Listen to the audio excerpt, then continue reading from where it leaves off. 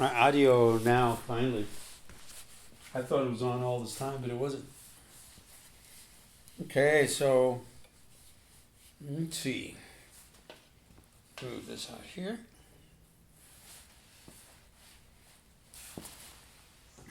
Use that as a whiteboard. Yeah. Can you dig it? Yes, I can. Oh, yeah, yeah, yeah, yeah, yeah, yeah, yeah, yeah. So I'm going to use this lighting test as a chance to work my way through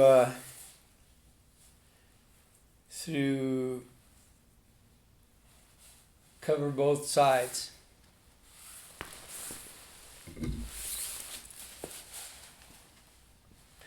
And cover both sides. Let's see.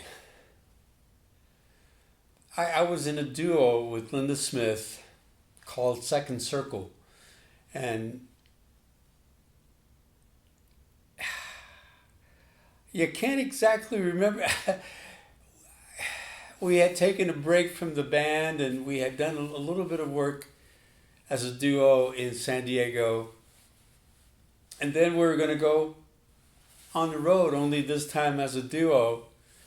And I think the first job we got to was this Mankato, but it might have not been. It might have been like the second or third. I don't remember that exactly.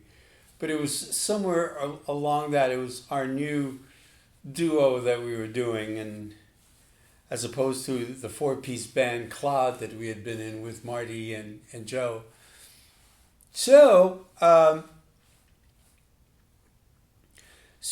what I do remember is we got there to this motel in Mankato, Minnesota. And it was cold, but it wasn't midwinter, and cold wasn't the issue. It was just another cold night. But it wasn't particularly crazy cold or anything like it gets there. You know, it gets to where your nostrils, you breathe in, your nostrils go, oh! Weird feeling if you're a California kid. So we get to this motel room, and we're kind of not. I was going to say we aren't speaking. We are speaking, but there's a funky kind of anger going on with us. It's not an out fight. It's just kind of like I've had enough of you. Go away for a while or something along that line, you know. So at any rate, we often, and this was the case in this motel room, we would get adjacent rooms and have a doorway in between. It would give us just more room to work with and more room for the dogs. We had two dogs with us. So, and the vibe was funky enough that that we closed that door between the two rooms. But we weren't angry. Certainly weren't screaming or hollering or, you know, pouty or anything. It's just one of those distance kind of thing. And I remember sitting there in front of the motel desk, sitting on the chair and having some motel paper out in front and a pencil and I was trying to come up with lyrics for how I was feeling then and there, because it's like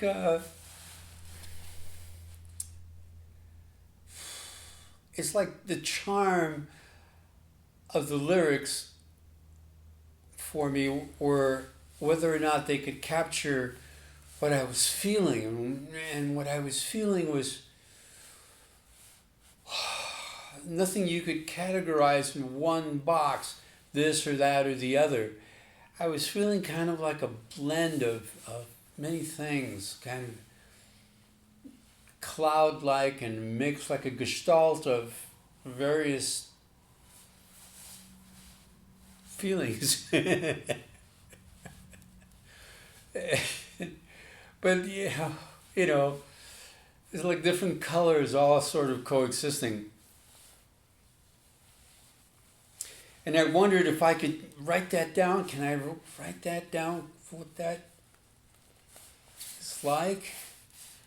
And so I took a shot at it, and to my surprise, I thought I got kind of close. You know, I thought, hey, you know, I have surrounded this subject by, you know, by working that.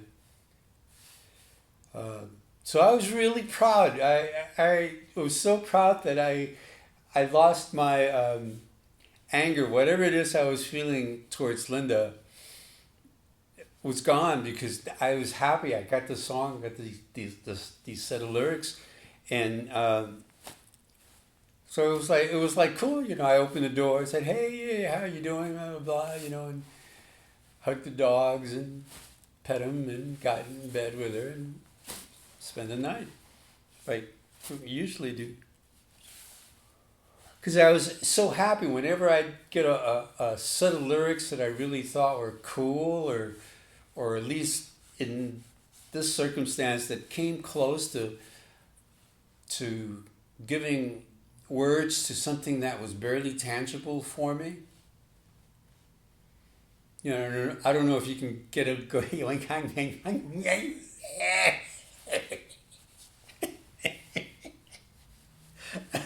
Maybe I shouldn't go near that subject then. I just let it be. Doesn't seem like my tongue wants to speak it. Wow, but okay, so yeah, because it's been my thing since I was a teenager. I thought I hit a place where I realized I could not verbalize my subjective reality. You know, it just hit me. I thought I can't do it.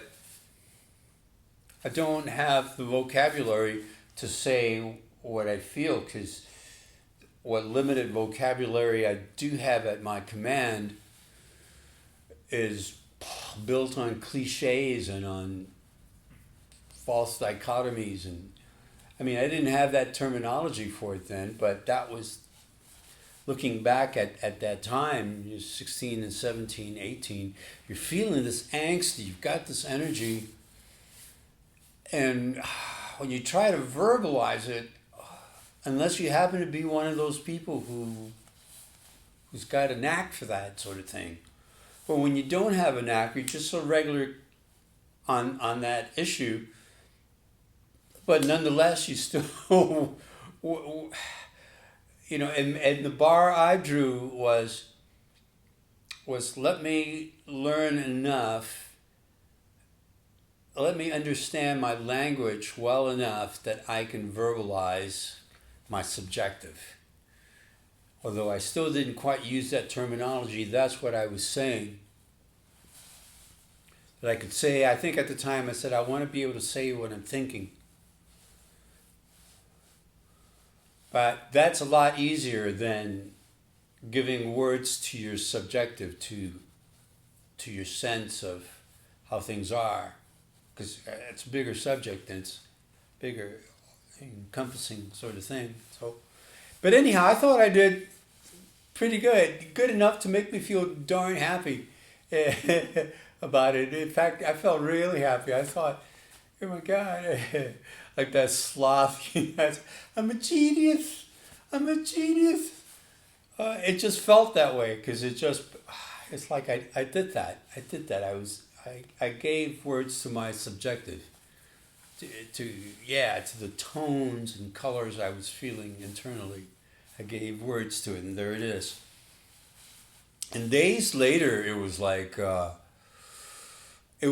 couldn't come up with a catchy, singy, phrasey thing to rap. I took a couple of shots in it, and I finally thought, okay, well, if if this ain't gonna be a sing along, I guess, you know, it's not gonna be one of those little catchy little phrasey thingies. It's gonna have to be, you know, take it phrase at a time and give each phrase its due in terms of laying out the, you know, laying out the melody. So instead of having this melodic piece, you have like a phraseology kind of thing going on. So it's boom, boom, boom, and because at least it lets you get your hands around it and apply something. I couldn't play. I don't think I've ever played. I don't think I've ever played cover both sides live, because the chord changes were just nutso as a consequence. But it was nice to get it in recording fashion, because you can do that kind of thing. You can write out a chart and simply play through the chart and give it a skeletal, and then add all the meat to it. And I don't think I've ever played it live, one voice, one guitar, though. I think I might have, but if I did, I don't remember. That would have been my Casey days, and I don't think that was one of the tunes because of the chord changes. It just went on. The chord changes they're just built around the lyrics, and so, yeah, they're not as symmetrical as other tunes are. But it's been great to have a production of it, and I'm really happy with how it ended up being. I think I added the piano part was about the last bit, and it really fit right in. It was as if the song was waiting for its piano part all this time. Cool. So I'm not seeing a record indicator on the 75, the 750, or the 500 either. I see it. I see it on the 7000. Camera 3 lets me know that I'm recording. Camera 1, camera 2, I think I am. Let's see if I got a recording light back here somewhere. Oh yeah? Well then, off for camera 2, thank you much.